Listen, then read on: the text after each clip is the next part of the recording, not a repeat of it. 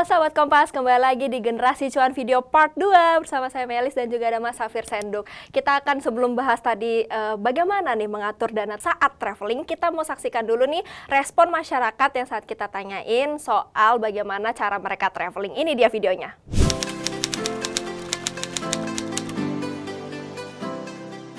Cukup sering, mungkin sebulan sekali. Setahun mungkin 2-4 kali. Paling nggak 3 bulan sekali lah traveling.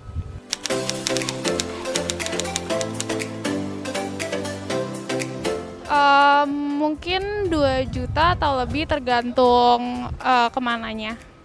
Mungkin 2 juta atau lebih tergantung pergi kemana dan berapa lama. Kalau traveling itu sekitaran 5 sampai 8 juta.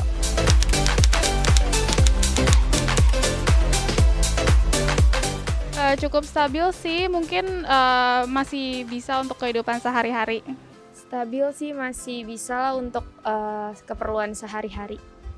Karena memang sudah dipersiapkan budget dana atau travelingnya, biasanya sih memang keuangannya sih balik ke normal lah, maksudnya nggak mengganggu biaya operasional kehidupan sehari-hari.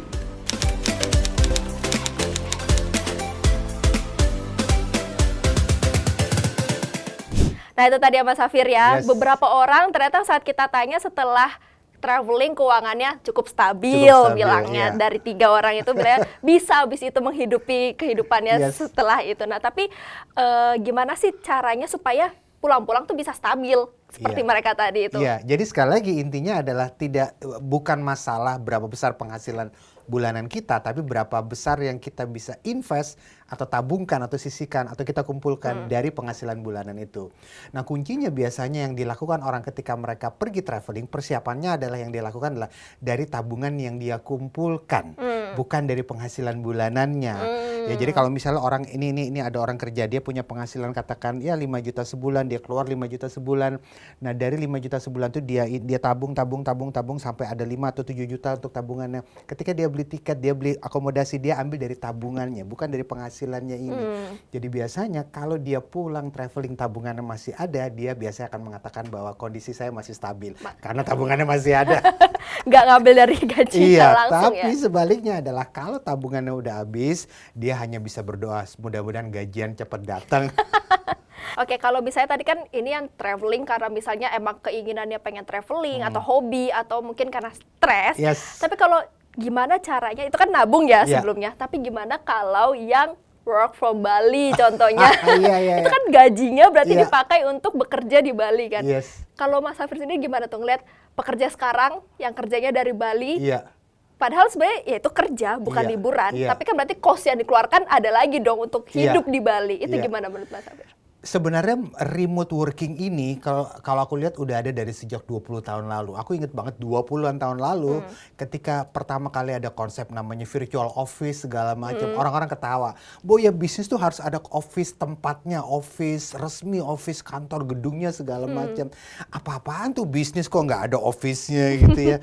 Tapi sekarang lihat ada banyak sekali bisnis-bisnis atau perusahaan yang karyawannya tuh di work from home kan secara permanen. Saya ngeliat sendiri ada sebuah perusahaan asuransi yang satu lantai itu tahun ini atau tahun lalu mau dihabisin, disuruh kerja dari rumah permanen. Jadi dia nggak perlu lagi nyewa lantai Iya, itu. iya, iya. Jadi sekarang kalau ada orang remote working mau dari Bali kayak dari mana, itu smart. Kenapa? Karena kalau dia pergi ke kantor, dia harus keluarin uang tuh biaya transport, ya terlepas dari pekerjaannya emang asik dan bagus. Tapi rutinitas itu kan juga udah keluar biaya sendiri gitu ya. Apalagi kalau dia tinggal di kota besar, dia ada kemacetan dan lain sebagainya. Tinggal tipsnya adalah kalau dia remote working, seberapa mahalkah biaya hidup yang ada di Itu tempat dia. dia. Nah banyak orang bilang Bali mahal.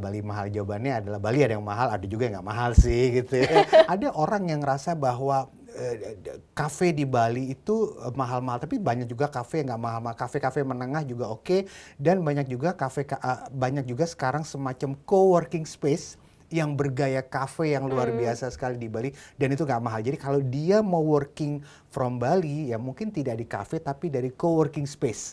Dan biasanya kalau co-working space di Bali, mereka sudah bergaya cafe sih. Jadi dan itu jatuhnya lebih murah karena dia biasanya minumnya itu dia hanya bayar harian, minumnya itu apa namanya free flow kalau kata anak muda itu. Free flow itu artinya kalau habis isi lagi. Ya.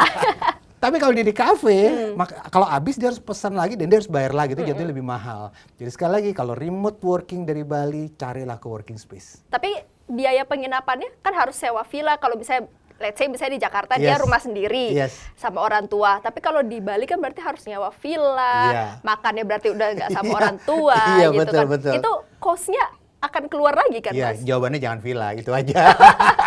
Karena kalau villa tuh biasanya pikiran orang yang traveling ke Bali gitu. Tapi biasanya kalau di Bali sekalipun tuh ada apartemen, ada kos-kosan yang jatuhnya lebih murah gitu. Jatuhnya lebih murah ya. Jadi sekali lagi ya jangan villa juga. Sekali lagi ya, apartemen banyak, kos-kosan banyak. Bahkan kita ada banyak sekali kamar-kamar disewakan. Dan itu sangat-sangat terjangkau. Nah, kalau misalnya tadi kan di video part 1 sebelum kita ke video part 2 Iya. kita bahas gimana sih untuk mengatur saat kita traveling. Yes. Itu yang suka bikin orang kalap. Let's say dia udah simpan 5 juta nih di Iya. kantong. 5 juta ini aku mau pakai hanya untuk traveling. Ternyata bocor jadi 6 Yes. juta, bocor jadi 7 juta gara-gara posting aku lagi di sini. Ntar temen dia bilang, lu kesini aja gitu. Itu gimana tuh untuk mengatur keuangannya agar tetap aman pas pulang, Iya. nggak lihat tagihannya kok jadi berlebih gitu. Iya, tadi Melis ingat nggak tadi waktu aku bilang kalau kita pergi traveling ada 5 pos biasanya yang harus kita Iya, persiapkan. itu yang sebelum kan? Yang sebelumnya dia transport, akomodasi. Tapi kalau makan minum tidak hanya dia bukan sebelum tapi selama perjalanan dan di tempat perjalanan ya. Jadi nomor 3, 4, 5 jadi makan minum, objek wisata dan belanja itu biasanya dilakukan di perjalanan itu sendiri. Nomor 1 dan 2 sebelumnya. Nah, dari 3 itu yang dilakukan selama perjalanan, makan minum, objek wisata dan belanja. Dari 3 itu 3, 4, 5 itu biasanya yang orang itu keluar budget itu yang nomor 5 belanja. Nah, belanja ada 2, masih ingat ya? Belanja untuk diri sendiri dan belanja untuk oleh-oleh. Biasanya orang keluar budget itu sangat berlebihan dan benar-benar bocor, itu adalah belanja untuk diri sendiri. Malah untuk diri sendiri Malah ya. untuk diri sendiri. Kenapa? Karena biasanya kita Self reward. karena biasa, aduh self reward nih bagus nih, kita jalan-jalan ke Hong Kong, jalan-jalan lah ke Hong Kong. Waduh bagus banget tuh barang itu. Aku nggak pernah kepikir barang itu keren. Tapi kok kayaknya sekarang kelihatan lebih cantik barang itu. Dan sepatu ini kayaknya nggak ada di Indonesia aja kita beli gitu ya. Dia nggak rencanakan itu waktu sebelum pergi, tapi pas di sana kayaknya bagus ya, dan kelihatannya barang itu terlihat makin cantik ketika ada di display.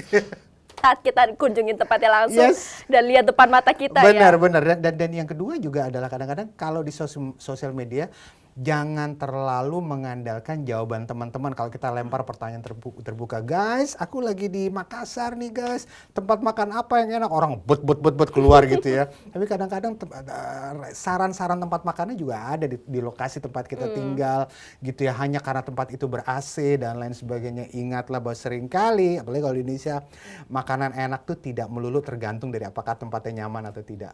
Nah, melainkan Melainkan ya benar-benar kita harus coba langsung ya. Seringkali tempatnya mungkin di pinggir jalan, tapi kadang-kadang dia jauh lebih enak daripada restoran. Dan satu lagi juga yang harus dipikirkan adalah ketika traveling, utamakan adventure-nya, petualangannya kan. Dari petualangan itu adalah experience yang kita dapatkan.